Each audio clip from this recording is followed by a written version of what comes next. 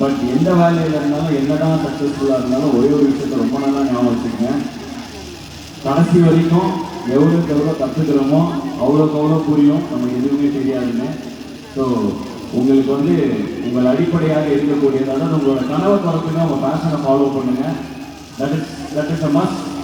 அது மட்டுமே உங்கள் வாழ்க்கை நிறைவுள்ளதாக ஆகும். ஆனால் எந்த கனவை நோக்கி ஓடினாலும் அதற்கு அடித்தளம் உங்களுடைய படிப்பு. அதை கண்டிப்பாக வந்து உங்கள் படிப்பை வந்து ரொம்ப கவனமாக, படிக்கும் காலத்தில் ரொம்ப கவனமாக படிங்க. நான் இன்னும் படிச்சுட்டு தான் இருக்கேன். இப்போ தான் டாக்டரேட் முடித்தேன். தொடர்ந்து டீலிட் பண்ணணுங்கிற ஆசை இருக்குது. ஸோ கல்விங்கிறது வந்து என்னதான் நம்ம வந்து இப்போ எவ்வளோ சக்ஸஸ்ஃபுல்லாக இருந்தாலும் சக்ஸஸ்ங்கிறது ஒரு மெஷர் தான். It's relative term.